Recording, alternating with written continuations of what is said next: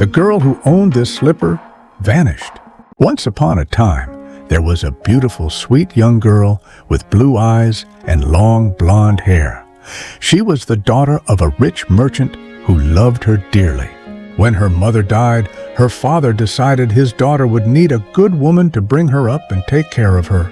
So he married again. Unfortunately, the stepmother turned out to be greedy and selfish, and her two daughters, the stepsisters, were arrogant and envious. Since the merchant often had to travel, the stepmother and stepsisters began to rule the household. The young girl was forced always to dress in rags, dirty from dust and cinders, so much so that everyone soon began to call her Cinderella. One day, the son of the king, who wished to marry, he invited all the young women in the kingdom to a great ball so that he could meet them and choose a wife. At Cinderella's house, preparations began in full swing. They bought expensive clothes, tried countless hairstyles, and chose the finest jewels. Nothing pleased the stepmother and stepsisters, and Cinderella served them quietly without complaint. She too had been invited to the ball, but her stepmother refused to take her. When the evening finally came, the stepsisters put on their glittering gowns and left for the palace. Cinderella watched them go, heartbroken. She longed to go to the ball and wear a silk dress too. She wept bitterly, unable to stop herself. Cinderella wondered if life would ever be different, but in her heart she kept a tiny spark of hope. When she looked up, a beautiful lady stood before her. It was her fairy godmother. Why are you crying, Cinderella? You wish to go to the ball. The ball isn't a place for me. Well, let's see. Bring me a pumpkin. Flippity, floppity, floo. With one touch of her magic wand, the lady changed the pumpkin into a splendid carriage. Flippity, floppity, floo.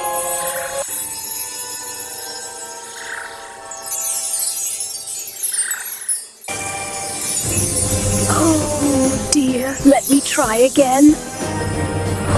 Flippity, floppity, floo.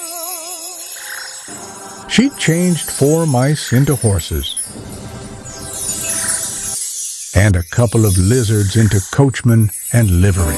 Everything is ready. Everything is ready, said Fairy Godmother. You may go to the ball. But dressed like this, said Cinderella, pointing to her rags. The Fairy Godmother sighed.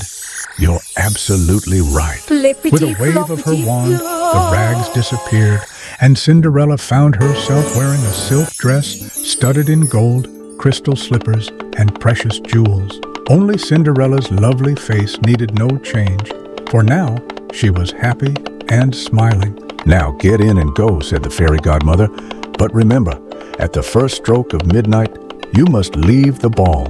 At that moment, my spell will cease to work. Everything will change back. Pumpkin, mice, lizards, and you'll be Cinderella as before. The ball was fabulous. Everyone admired the unknown princess, and the prince insisted on dancing with her all evening. Cinderella's heart overflowed with joy. Cinderella did not lose a moment.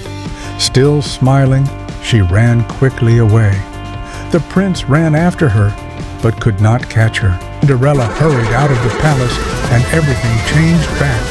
The pumpkin, the mice, the lizards, and Cinderella as before. The only trace of her that he found was a crystal slipper that Cinderella had lost while running down the palace stairs. At the palace, the prince was heartbroken and determined to find the girl from the ball who had lost her slipper. There was a royal announcement. All the young maidens in the kingdom were to try on the slipper, and the prince would marry the girl it fitted perfectly. The morning after, the court officials began their search, but not one young maiden managed to fit into the extraordinary slipper. The prince came to the merchant's house, but the stepsisters were hopeless. They couldn't even get their toes into the slipper. The prince, weary and ready to leave, suddenly noticed Cinderella standing shyly behind them. "And who is this?" he asked. "Only a servant," the stepmother replied. But the prince looked into Cinderella's eyes and, in great excitement, commanded her to sit down before the chamberlain. She extended her foot. The slipper was a perfect fit. Immediately, Cinderella was dressed as she was at the ball. The prince asked her to be his wife, and the marriage was celebrated that very day. It was a magnificent ceremony, worthy of their great love, and as regards the stepmother and stepsisters, the prince might have wanted to punish them for their wickedness, but Cinderella chose to forgive them. She invited them all to come and live with her in the royal palace.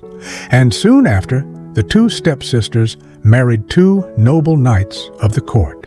Her stepmother at last realized the error of her ways and became kind and gentle to everyone. So, the story finished with the most beautiful spell of all.